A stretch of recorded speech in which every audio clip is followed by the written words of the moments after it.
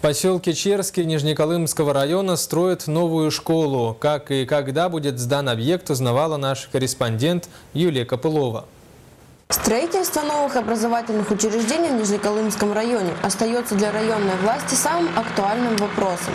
Но до сих пор строительство в Черском явление редкое, и потому радуют слух звуки возобновившихся строительных работ, начатых в 2013 году на площадке, где должно вырасти здание средней общеобразовательной школы.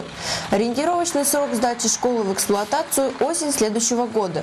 Но чтобы к следующей осени новая школа распахнула свои двери для ребят поселка Черский, требуется ускорение сегодняшних темпов строительства.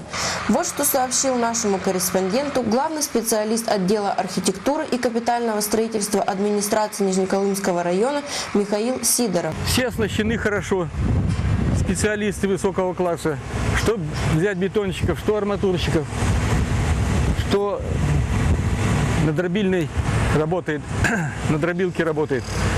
Организовали выпуск блока. В день выпускают где-то 1500–2000 блоков. Ведется кладка, как видно уже на стройке, ведется кладка, стены возводятся. Более подробной информацией о возобновлении строительных работ поделился прораб строительной организации «Кинг-95» Рубик Григорян. Работа на стройке идет в нормальном режиме. Сейчас на стройке работает 42 человека. Работа на стройке начинается с раннего утра и завершается поздно вечером. Параллельно идет погрузка и перевозка насыпного грунта для благоустройства территории строительной площадки. Строители прилагают максимум усилий, чтобы уже 1 сентября школьники встретили учебный год в стенах этого учебного заведения. Для службы новостей НВК Саха Юлия Копылова, Ишхан Сергей.